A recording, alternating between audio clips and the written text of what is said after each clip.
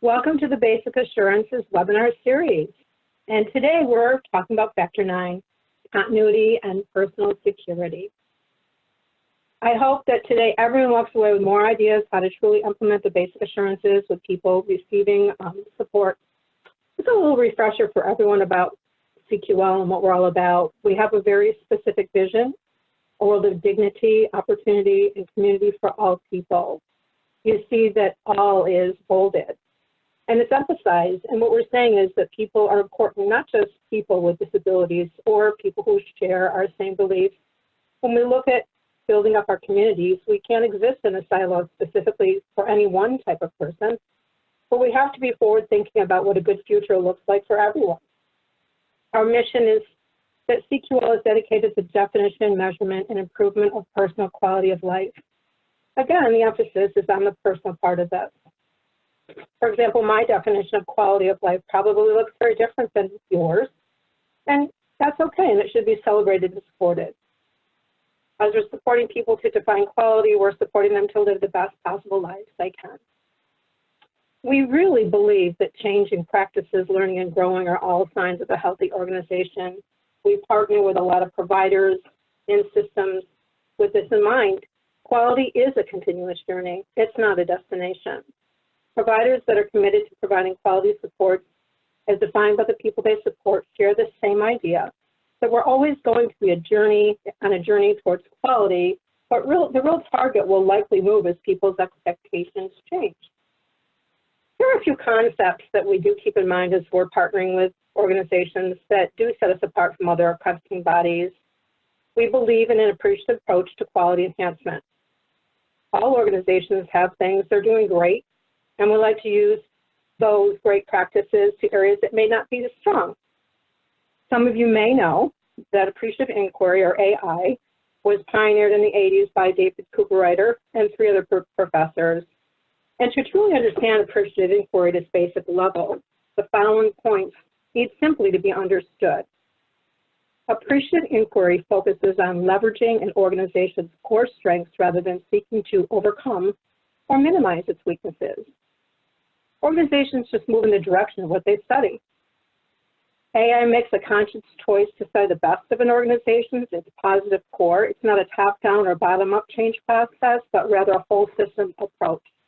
At CQL, we don't say organizations have deficiencies. We get enough of that through audits and other types of surveys.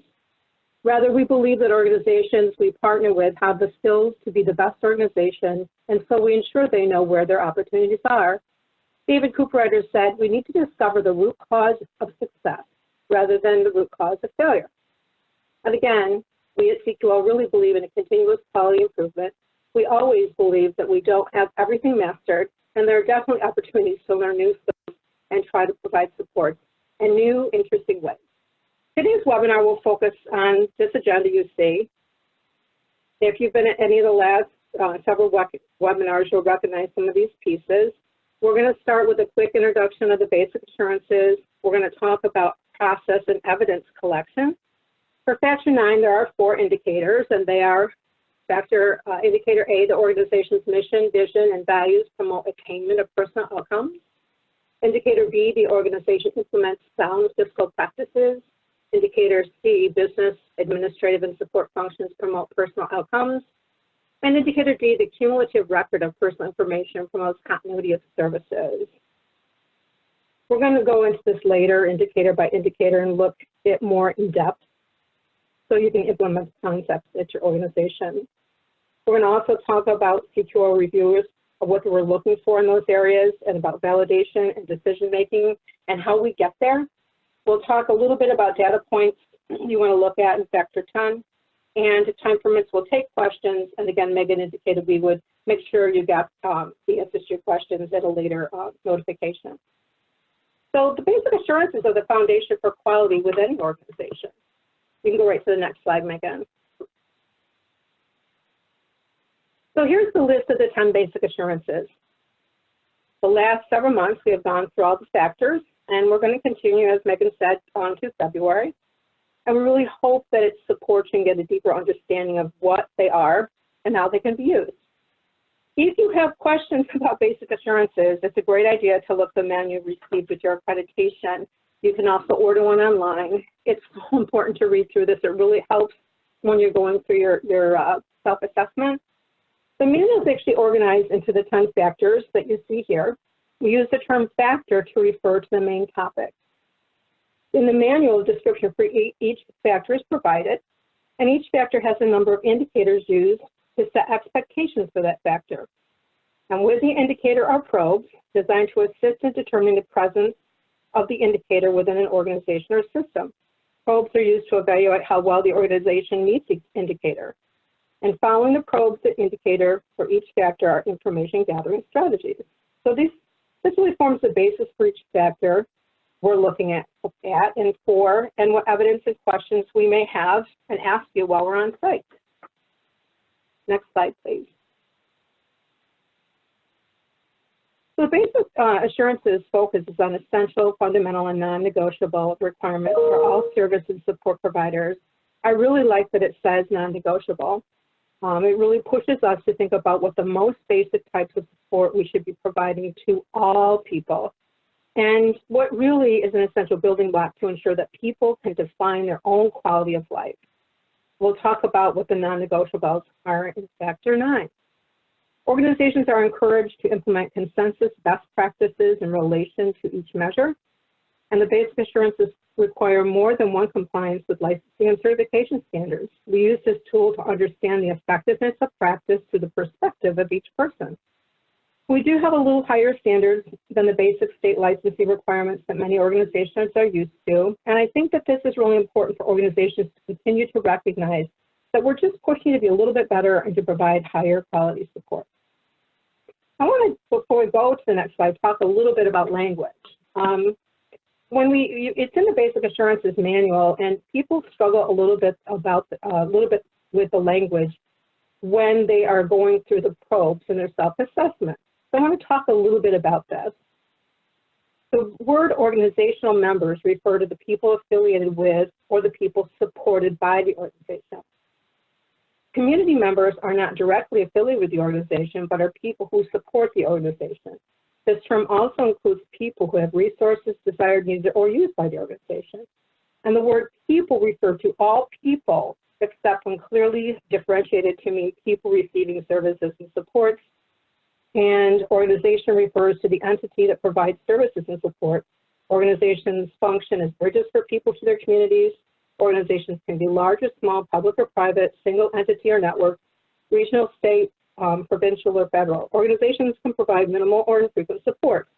So when you're going through the probes, and as we're talking about them today, when you see the words organizational members or community members or people supported, that hopefully will help you understand who and what we're talking about when we ask those questions. Next slide, please. So basic assurances structure, as I talked before, the factor. For this one, we have community and personal security. That's our topic area. The indicator is the subtopic. For example, in 9A, the organization's mission, vision, and values promote attainment of personal outcomes. So the probes, once again, are questions to support validation of the indicator. For example, does the organization have a vision, mission, and belief statement that promotes attainment of personal outcomes? Does the organization's policies, procedures, and practice promote attainment of personal outcomes? And does the service and support coordination within the organization and between the organization, other service entities, and the community promote an attainment of personal outcomes? Last, do people supported by the organization participate in the development of the organization's philosophy, vision, mission, beliefs, policies, procedures, and daily routines? So when we talk through these, you'll notice that we're going to talk about the indicator and the probes, and you're also going to see some highlighted areas that I want to talk a little bit more specifically about as we move forward. There are two components that are evaluated. And as I tell people every time I do an accreditation system, are organizational supports that provide the structure for organizational practices. They might include policies, procedures, staff training, or other types of systems. Organization practice is what we observe, what you do in daily operations. It also demonstrates how your organization's systems are put into action. We'll discuss more about this in document review and observations. We're going to be talking about how we look at that through process and evidence. During the review, CQL and the representatives of the agency will discuss each of the basic assurances. It's an opportunity for you to share additional information regarding systems and practice, and again, that's where we talk about process and evidence. So prior to our arrival, we have a lot of discussions with the staff at the organizations, and we talk about what we're going to be looking for document review. Documents could be policies, once again. They could be procedures, trainings. They could be a document, a license, or something. We're going to have observation and visit. And observation comes through what we see when we visit different site locations, what we see when we visit with people through their palms, what we see when we visit and talk to people through focus groups. And then we have factor review, and we'll talk a little bit about what that looks like. And then we have palm interviews. For documents, we look at policy and procedures. For this, we would be looking at perhaps your mission statement, your fiscal audit. We're going to be looking at some financial reports, any independent financial audits, perhaps. Your table of the organization, an organizational chart that might show the chain of command. Any licenses we're going to look at, any corrective actions or things you might have. We'd be looking at letterhead, brochures, website, newsletters, anything that gives a view of what continuity and personal security might look like in this sector.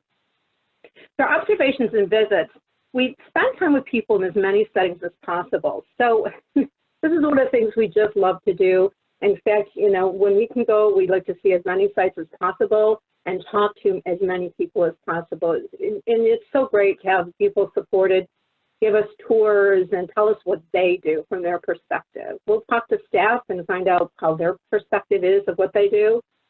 We always ask permission if it's okay for us to visit with them when we walk in people's homes. We ask if they would like to give us a tour of their home and environment. In fact, you know, though people will show us their homes, they'll show us and knock on people's doors. Sometimes, you know, they want to show us even the laundry room areas. They'll show us the refrigerator.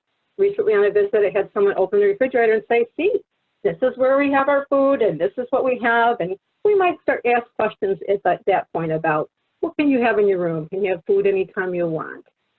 We'll say, do you have enough food? Do you have all the food that you like? And if we go in the room and they show us their clothes, we'll ask, hey, do you have enough clothing? Do you like certain things? And boy, I see you like this type of furniture. And we always look and see if things are in good repair. We look for things such as toilet paper, soap, and other personal hygiene items present. It's very atypical that we don't find those things. We will find sometimes someone saying they want their bathroom redone, or they want the tile redone, or the boys' bathroom is better than the ladies' bathroom. So we'll look at those things and talk with people about those things. When we conduct focus groups and looking for process and evidence, we conduct them with people supported, staff, families, and others depending on the types of services. It just depends on the organization. Focus groups do allow us to understand the systems and practices from a perspective of those that are affected by them. So focus groups could be, and I'll talk a little bit about this on another slide, but it could be direct support professionals. It could be family members. We've done focus groups with family members and guardians, definitely with people supported. You know, in one organization, I did a focus group with individuals that were providers for the organization. There was a person that did behavior support plans, and that's what that business was that they were doing. But some simple questions would be an example. Do you have enough money or things that meet your daily needs? No, that would be something we would ask the person that's provided supports by an organization. Do you need any other resources to achieve personal goals? Whom have you asked to support you, and how did it happen? So, you know, and did anything get resolved from that? Those are questions we ask people supported. People that are in direct support roles, we might ask, are you aware of any resources the person needs to meet personal goals? And what role do you play in assisting the person to obtain resources for those personal goals? We'll also ask, what if something needs to be repaired or replaced? Who do you go to? What do you say? And lots of times they know who the facilities guy is, or lots of times people will say their manager. It's great when we have someone that's on a safety committee themselves and they know about what needs to be repaired or replaced. Do you know if the organization keeps information about you in a file? If so, where is it kept and do you have access to it? So we would say, do you know where your information about your doctor's appointments goes? Do you know where your information about your plan goes? Have you seen it? Can you tell me about it? And then we might ask the support staff, if you need help to help the person find something in his file kept by the organization, how would you go about doing that? And it's interesting because when we do ask that question, people have a tendency to say, gee, we don't necessarily always do that. Sometimes it's great, we'll hear staff say, we do this all the time. We sit down all the time and review everything with people. So it's always great to ask those types of questions in focus groups. So for this area, we want you to be really cognizant that people from all service lines are part of the factor discussion. So while it's important to have, for example, financial people in Factor 9, it's also great to ensure that someone from even residential, day program, community living, vocational, other service lines that are sharing what the practice looks like for them. It's also wonderful to include the people you support. It's an opportunity for the organization to provide examples of what each area looks like in practice. We love to hear stories. We really want the meetings to be collaborative and also to ask questions and share best practices. Personal outcome measures allow us a better understanding of quality through the perspective of the person. So, sometimes we'll do up to 3 personal outcome measures interview depending on the size of the organization. And we will talk to people perhaps around areas such as abuse, neglect, mistreatment, exploitation. We'll talk to people about things such as restrictions. And when we get into restrictions, we do talk about money restrictions. And we do talk about money and money policies and procedures for supporting people and learning about their money. So I would talk to people about some of the restrictions they might have in their lives. The person experience helps us to understand the effectiveness of systems and practices that are implemented by the organization. Sometimes we'll hear things like, yeah, I know I get so much a month when we ask about money, or sometimes we'll hear people understand what their clothing allowance is. There's not a clear understanding always of where their money comes from and who pays for the room and board and so on. Interviewees are often selected from categories such as people with restriction in place, as I said. We also talk to people with extensive health supports or sometimes people that experience abuse and neglect. Indicator A, the organization's mission, vision, and values promote attainment of personal outcomes. The organization's mission, vision, and values promote personal outcomes through person-centered services and supports. People feel secure that their services and supports will remain as long as they need them, and person-centered services really do represent the foundation of the organization's philosophy and practice. So indicator A has 4 probes. The full indicator, as I said, is the mission, vision, and values promote the attainment of personal outcomes. It doesn't always have to be in a vision and mission. It's just really nice to see a nice, strong statement that the organization promotes the attainment of personal outcomes in their vision, mission, and belief statement. The next probe is, do the organization's policy, procedures, and practices promote the attainment of personal outcomes? You'll notice that the bolded area, vision, mission, belief statements, promote attainment. Again, promote attainment of personal outcomes. Does the service and support coordination within the organization and between the organization and the other service entities and the community, again, promote attainment of personal outcomes? I think there's a theme here. So do people supported by the organization participate in the development of the organization's philosophy, vision, mission, beliefs, policies, procedures, and even daily routines? And I have seen organizations talk about how they've had this huge day where people help with the vision and mission beliefs, and they talk about the philosophy during that time, and they invite the people supported there. Sometimes it's done in a focus group setting, sometimes it's around self-advocate groups. In terms of policy and procedures, if the organization have a policy and procedures committee, Oftentimes people have people supported on those things. And in daily routines, how do people get involved in their own daily routines, or do they always have a schedule that is done for them?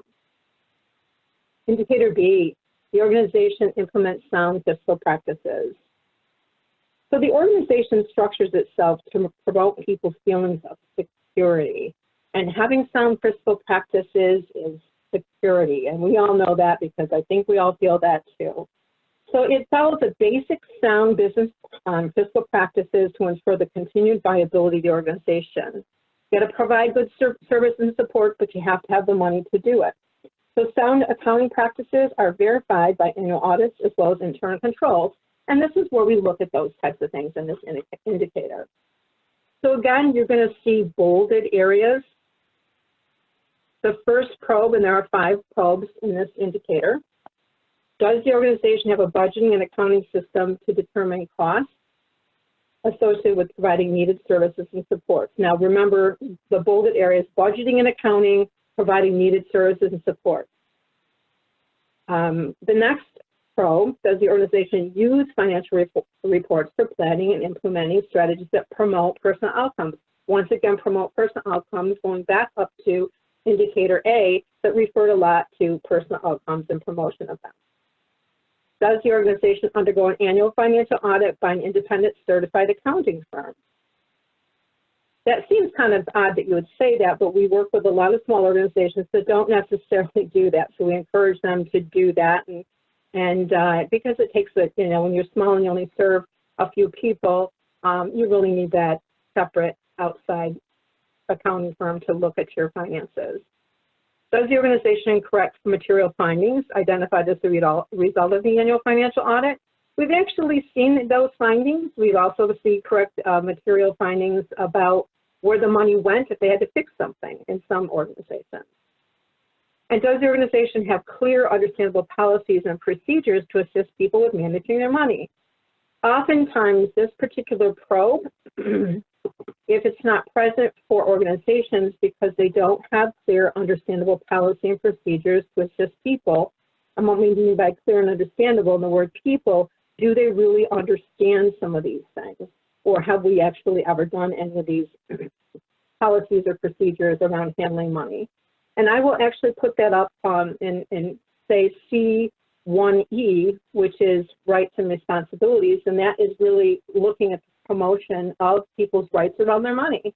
And 1E talks about representative payee, and how can we support people about learning more about rep payee if we don't really talk about their money. Indicator C, business, administrative, and support functions promote personal outcomes. So the organization ensures people have sufficient resources both to meet life's basic needs and to achieve their goals. People have sufficient financial support to enjoy life, and equipment people need to be as independent as possible is obtained and maintained in good working condition. Indicator C, are supplies needed for daily living activities and materials needed to implement person-centered plans available? So what kind of supplies do people need to implement their plans? You know, some supplies for activities of daily living could be toothpaste. And I know that sounds silly, but I work with a young boy, I think he was 13 at the time, he's probably a man now, and he didn't like to brush his teeth because it tasted hot, because he used peppermint toothpaste. So for him to implement his person-centered plan in daily living activities, we had to be resourceful, and that was probably 15 plus years ago, and they didn't have the wonderful toothpaste they have now, but I think we found bubble gum or something like that. It allowed him to actually participate in his own daily living activities, and that's just a small example. Is food available that is nutrition and meets each person's dietary needs and preferences? Keyword, dietary needs and preferences. Do people get to have what they like to have? Or are they eating or doing something that other people want to as a group? Is furniture and other equipment available needed to provide needed services and supports? Other equipment, what do people need? Other things that they might not just be standard, it might be something that they might need to provide needed services and supports. Specialized supports, any adaptive, therapeutic, corrective, prosthetic, orthotic, mobility devices available to people to provide needed services and supports. You know, and these can be, you know, we live in a world, we have Alexa and, you know, things that help turn things on or open doors, you know, help take medications, watch reminder to take your medications. There's so many things out there today that will really help people.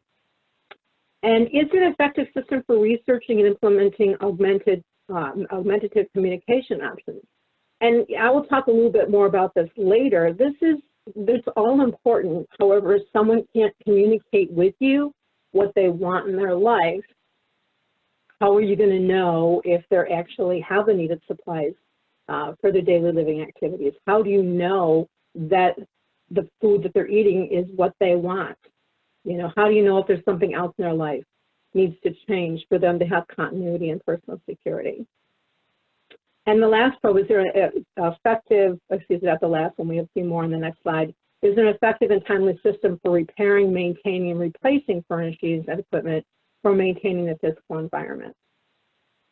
Does the table of the organizations clearly identify its operational elements and programs and the administrative personnel in charge of each? Is the organization's licensed, certified, or approved as required by law or other regulations? Does the organization have an effective system for contacting administrative staff after hours on weekends, on holidays, and during the absence of regularly assigned supervisory staff? Once again, you know, clearly identified, effective systems. Those are systems that we look for in terms of evidence when we look for continuity and personal security. Does the organization have a supervisory structure that promotes continuity and consistency of needed services and support? So if there's not the proper structure, how do you know if you're promoting continuity and security for the people that you're supporting? Does the organization implement communication strategies that promote continuity and consistency of services and supports, including communication between support staff and with people? And once again, with people supported, how does that look? You know, it's interesting that oftentimes, and I call it by the water cooler, people find out all sorts of information about people in general. Sometimes when it comes to people we support, information doesn't always get to them about things in their life. I actually was in an organization once, and they were struggling with someone who was really having a difficult time, and this has gone on for, I think, a couple of months. And what they found out they didn't know is a person who they were very close to and their family had passed away.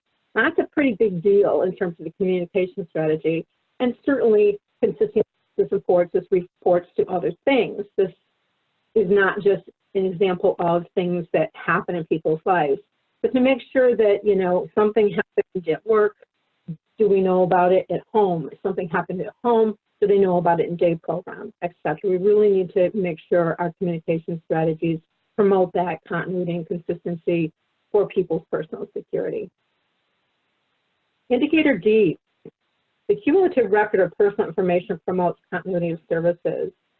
The organization ensures any records they keep about people are organized efficiently. The organization protects people's privacy and people are aware of, keyword, aware of, another keyword, have access to any information the organization keeps about them and decide, for instance, when and to whom that information may be disclosed. We also talk in personal outcome measures, is there anything about your file, your life that you don't want people to know about? And I've had people say, yes, my history, because they judged me by that. There are 6 probes in this indicator. Is personal information written so it's to promote continuity and consistency of services and support? So how do we know what comes next? It's really important for the person who receives support to have that continuity and consistency because it's their life. And sometimes if we have something written wrong in their personal information, their life becomes, you know, something that they have even less control over than they already do. Does the organization maintain a cumulative record of information and documentation of services and supports needed by and provided to people? And does this record include people's responses to those services and supports? You know, sometimes people question, they say, geez, we're in the file, can I do that? Well, you know, it's their file and it's their record. it makes sense that they have an opportunity to have response to those services and supports. Sometimes people have used surveys and satisfaction surveys to ask about them, and that's a really good thing to have. Or if you're doing a satisfaction survey around services and supports, you want to look to more specifically about the type of service and the type of satisfaction. It's that type of frequency we talk about in personal outcome measures. You know, how does someone know what's out there if they haven't received something different? So how do they know what type of services and supports are out there if they don't know what else they could have, if that makes sense? Does the organization work with people to ensure that records are arranged to access to current and historical personal information? So do you work with the people supported around their files and their information? Something to think about when you're working with people. Does the organization have a system to ensure personal information contained in the records is complete, accurate, clear, and legible? Do people and their legally authorized representatives have access to, use, and contribute to the information that's in their records if they choose to? Now, some people have given access to THERAP, other types of ways that they can look at their records and information. But once again, do people have access to use and contribute to the information that's in their records? And do people decide when to share personal information? Oftentimes people say, well, we have a HIPAA policy. Well, that's good. You need that. That's really important.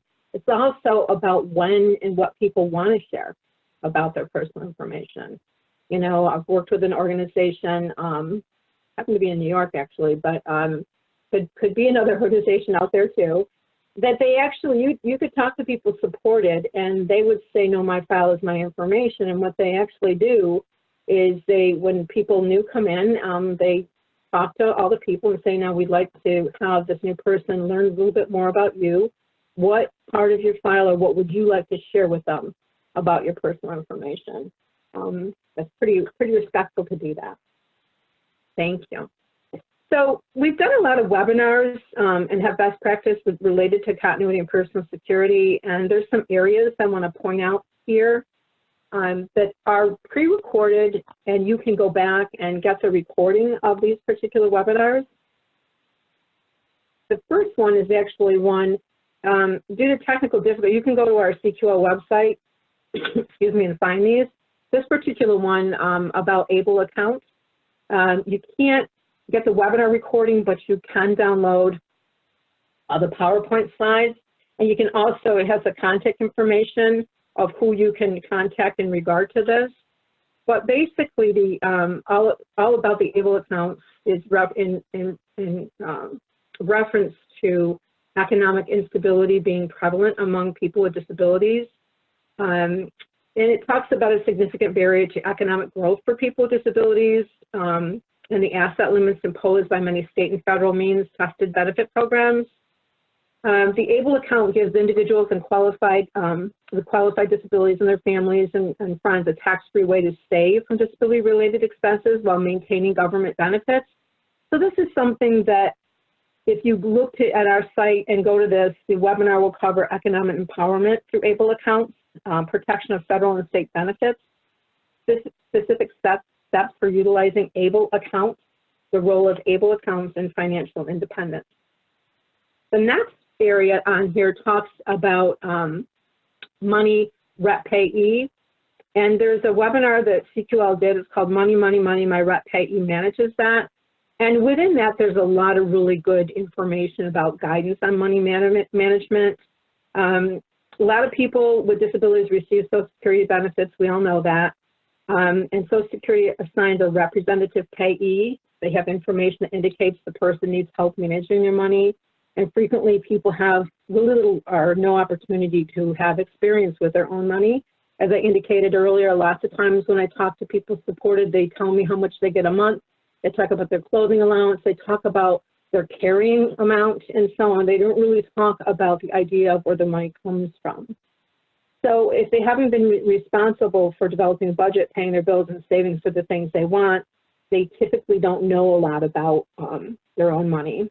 Lots of times they haven't had the opportunity to learn from their successes or even from their mistakes. I know that scares us to think about money in the context of people making mistakes around them. I've talked to a lot of organizations that have struggled with that. But to support people to exercise their rights, we find that money really is an important thing. It's our responsibility to help people gain experience and skills to manage their money and to really make an informed choice. So this particular webinar focuses on Social Security and representative payees, rights and responsibility. It focuses on promoting rights and practical ideas and resources. And some of the resources I reference here our guidance on money management, a PDF from that PowerPoint. There's another program called Sense and Sensibility. If you click on that, it'll take you to a site where I think you have to pay a $4.99 fee or something, but it's a really nice program, and I've seen that quite a bit in the organizations recently. The organization, the Arc of Onondaga, has done a nice job with this. In fact, they're part of this webinar. Contact Donna Loveland. She's got her email address within the body of this PowerPoint.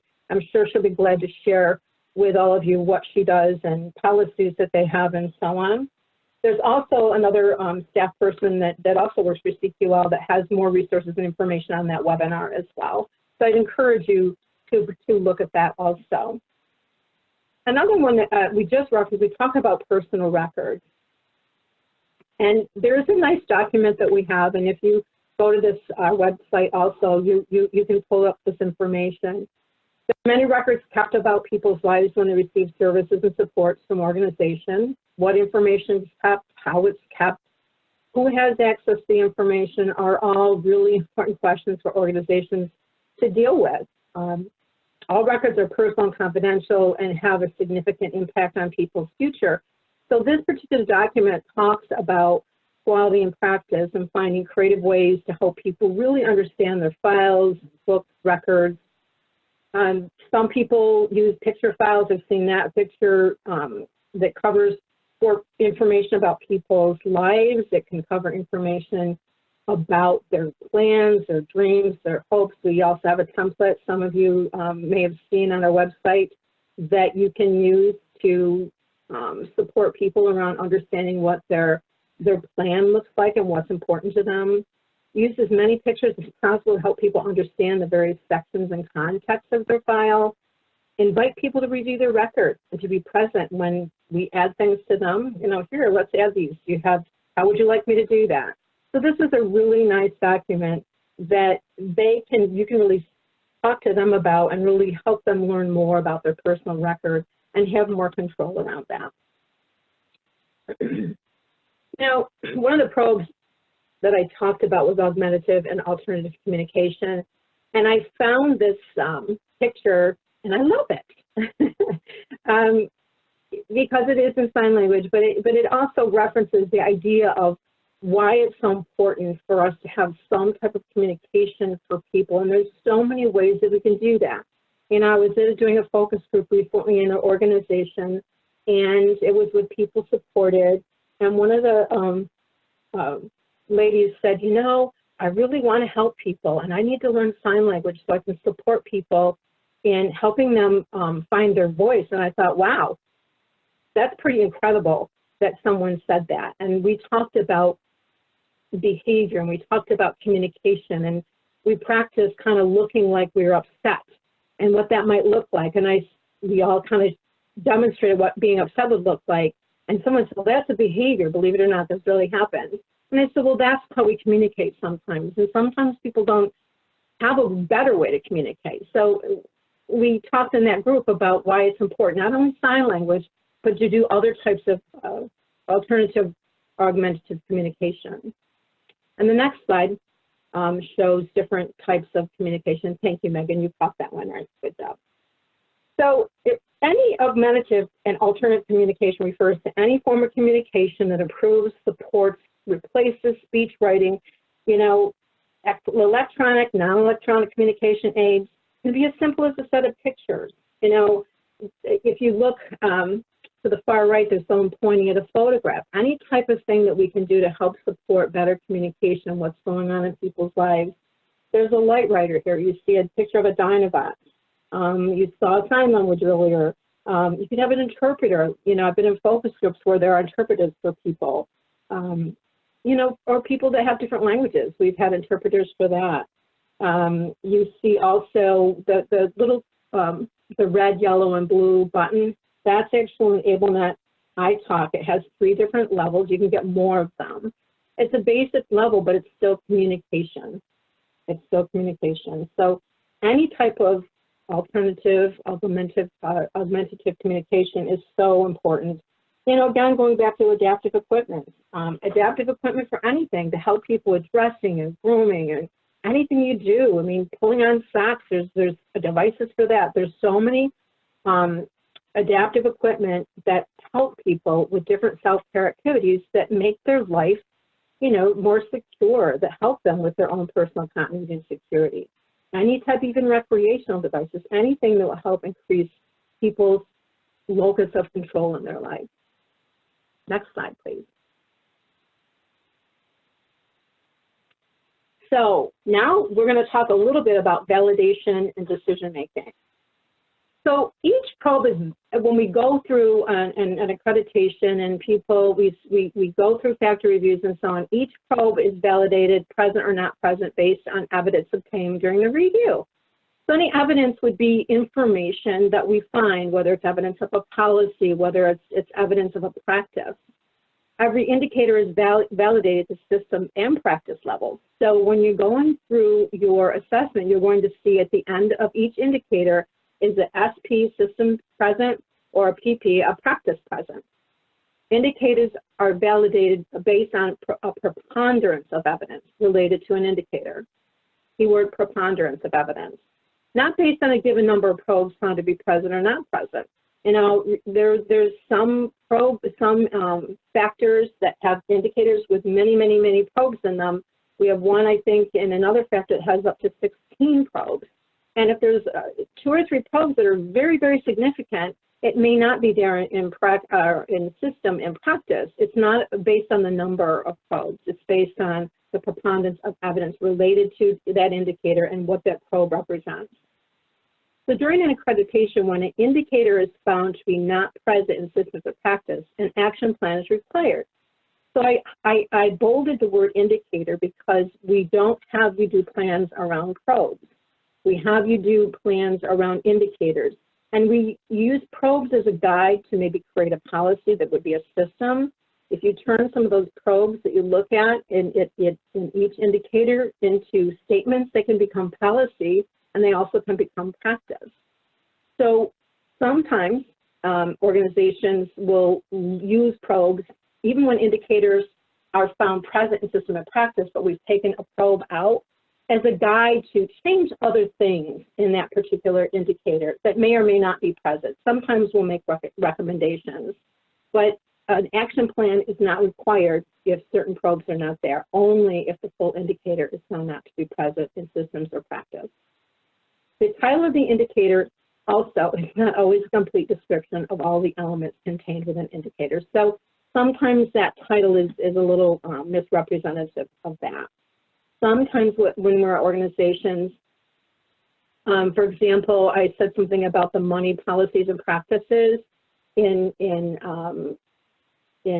continuity and security. I'll say C1E because money is a reflection on, as just one probe, but it's still a reflection on what you want to really help people to start learn more about their money, because how can they learn ever have any opportunity to become their own rep payee if they don't know anything about money?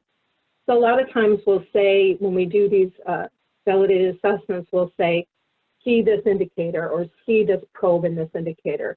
And what we do is we give you validated and comments in that validated section on that basic assurance assessment for you to look to help guide you on writing a new policy, which would be a system or a new practice, and how you go about doing something. So here's an example. Indicator 9C, business, administrative, and support functions promote personal outcomes. So from probes 1, 3, 5, 6, and 11, these address the person's needs through research, strategies, and communication for materials and equipment needed to implement person-centered plans and systems to ensure there's a timely system to repair them. And those probes are listed, are supplies needed for daily living activities and materials needed to implement person-centered plans available, furniture, other equipment available to provide services and support. An effective system for researching and implementing, once again, I stressed that before, augmentative communication options. Is there an effective timely system for repairing, maintaining, replacing furnishings, and maintaining the physical environment? And what kind of communication strategies promote continuity and consistencies of services and support? So we have measurables. Measurable for this Factor 9 is, like I said earlier, mission, vision, belief statements, policies, procedures, practices, your operational elements in terms of anything with regard to your operational plans. We look at licenses and certifications, financial reports, fiscal audits, people's records, and person-centered plans. We really look at, here's what you say you do in policy, but is this what we see? So the practice would be, what do we see in people's records? What do we see in their plans? Data, Factor 9 data. Carly Friedman's our Director of Research, and she has done some amazing things with the data we've collected. And so she actually is responsible for the next several slides in terms of the information that we'll be talking about. This data is from 2018 to 2019, and the number is about 280 organizations. So what you see here is that on an average, agencies have a 6.81 of the 9 possible factor indicator systems and practices present. So in other words, an average, they have 6.81 of the possible indicators in system and practice present, which is 85.1%. Again, this is still the same 280 organizations. On average, agencies had 3.3 out of 4 possible factor indicator systems in place, which is 82.4%, and have an average of 3.51 practices in place, 87.7%. Usually this is an area that people typically have present in organizations. Next slide, please.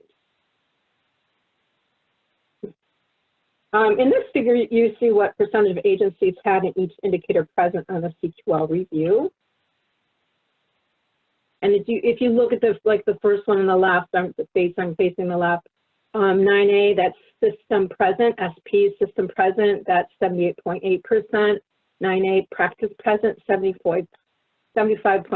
It's interesting that all the practices are lower than the system, which isn't surprising. We see things for 9B, system present, 87.6. It's not that much lower. Certain probes probably are missing here. 9B, practice present, 95.4%, which is 9C. System present, practice present, 89.4. That's a little bigger jump than some of the other ones. And then 9D, system present, 89.9%, and 9D, practice present, 81%. This particular figure shows the differences in organization self-assessment and when CQL reviewers for the Factor 9 indicators. So in other words, organizations do their own assessment, and then we come in and we do focus groups and do process and collect some evidence. The numbers show the organizations typically overestimated the presence of every indicator, okay? The organizations were most likely to overestimate systems and practices for 9A. This particular figure shows the impact having Factor 9, both systems and practices in place, can have on the total basic assurances, okay? So according to the statistical analysis, the more Factor 9 indicators an organization has present, the better they do with the total basic assurances. For the example, an organization that has none of Factor 9 indicators present is expected to have 37% of the total 92 indicators present systems and practices, whereas an organization that has all 10 of the Factor 9 indicators present systems and practice is expected to have 79% of the total basic assurances present. So when organizations attend to their continuity and security in both their systems and practices, they're not only significantly more likely to have all the other factors present, they're more likely to have enhanced quality services. The most impactful probes are 9B2, Does the organization use financial reports for planning and implementing strategies that promote personal outcomes? Does the organization have a vision, mission, and belief statement that promotes the attainment of personal outcomes? 9A2, does the organization's policies, procedures, and practices promote attainment of personal outcomes? You can see already why these things are important and why they would lend itself to, if you have these in place, the likelihood of having all the other factors in place in the basic assurances. Because it's around continuity and personal security. 9A3 does services and support coordination within the organization and between the organization and other service entities in the community promote attainment of personal outcomes. And does the organization work with people to ensure that records are arranged to access to current and historical personal information and that it's easier? So the numbers here indicate the relationship between this probe and the total Factor 9 score, both system and practice. The important thing really is that list them in order of importance. Having each of these present, the organization is more likely to have higher scores on Factor 9. But it doesn't mean that other probes aren't important, and be very clear about it. It's just these particular ones have the greatest relationship to having all of Factor 9 present. This is actually a quote by a gentleman who is a professor and management guru in the field of competitive strategy at the department head for Harvard Business School. His name is Michael Porter. He says the thing is, continuity of strategic direction and continuous improvement in how we do things are absolutely consistent with each other. In fact, they're mutually reinforcing. He also said, finally, strategy must have continuity. It can't be constantly reinvented. And that is the end of our session. I don't know if there's questions or if there's any time for a question. We have just a couple minutes, and we do have a question. Okay. Tim is asking, for Factor 9, what are some best practice data collection systems that providers have maintained to support success with the different Factor 9 indicators? Well, there's a lot of things that organizations have done. In fact, I actually have notes around that here. Organizations have been able to successfully keep data around areas such as people having control over their plans. Do have a system where people are involved in the development of policies and procedures in their own daily routines? In fact, I was at an organization recently that did a huge analysis of people's daily routines and their ability to have choice around that. So that's one area that people have looked at. You know, different types of communication strategies is a big one, different types of things that organizations have done to enhance people's involvement and choice regarding how they do their daily living skills. And that's also through personal outcome measures that we can do that. Is that helpful? I hope, yeah. And we can also, sometimes in webinars I expect people to answer, we can also share more information for best practices around, you know, continuity and security and what we'd be looking for around that. You know, do people supported, do you have people supported, have your policies around money? And are people actually learning about money? And do you have data around how many people have more money that they have control over in their lives? There's some people that keep data around those areas. And obviously the data people keep also is their financial reports. Well, it looks like we're just about out of time, and there's no more questions. So thank you, Betsy, and thank you everyone for joining us today. Today's webinar has been recorded, and in a week or so, we'll be sending out a link to the recording and the PDF version of the slides. And if you are certified by CQL, just keep in mind that your attendance today has been recorded in our database to meet your continuing education requirements. Thank you. Thanks. Have a good day.